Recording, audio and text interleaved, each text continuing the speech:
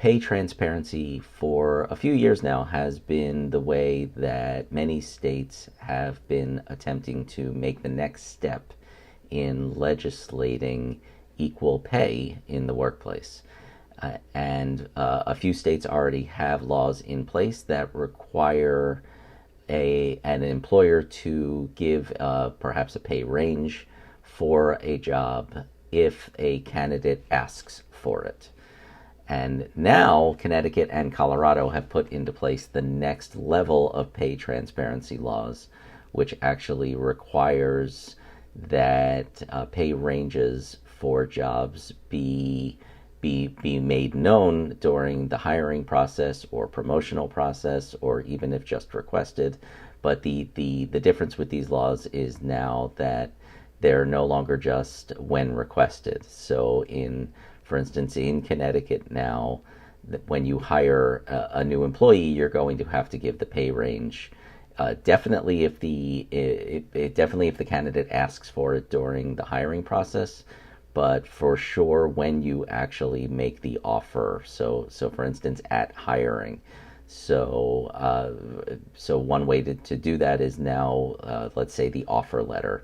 So not only are you going to put an offer letter together that says how much an employee gets paid, but best practices are now basically going to say that you should also put what the potential pay range for that job is.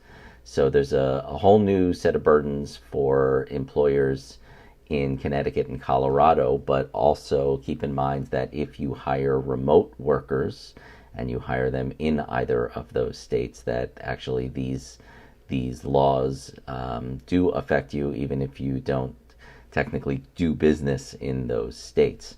So that's something to keep in mind. And on top of that, so the real question for me is, and for everyone is, what's the end game on this, and is it really going to work? Is forcing employers to give a pay range going to close ultimately those wage gaps, whether that be wage gaps between genders or ethnicities?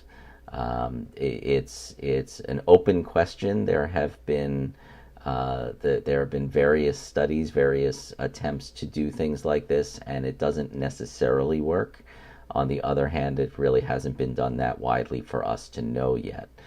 For sure, it's a whole new ball game for employers, and it's going to be, let's say, a bit uncomfortable. Think about what it's going to be like to put a pay range for a job into an offer letter, and what that's really going to mean. A candidate gets an offer letter, sees what they're being offered, sees what they could potentially be making, and the very next question you have to assume is going to come is, why aren't you offering me that other number that I see on there? And the employer is going to have to be ready to answer those questions. And it doesn't mean that you have to give them the higher number just because they asked about it, but you will need to be prepared for a consistent way of answering those questions, and that needs to then be underlined by a consistent process for how did you put together those ranges. So Connecticut goes into place in October.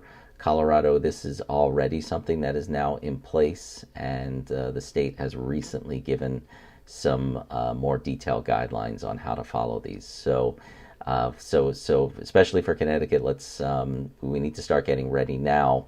Job descriptions and new offer letters and new ways that hiring managers and people going through the hiring process need to make sure they are ready to respond to things. So this is, of course, something that we can help with no matter what state you operate in, but certainly if you also have remote workers or you plan to have remote workers in either of those states. So give me a call or send me an email, and I'm happy to help out. Thanks.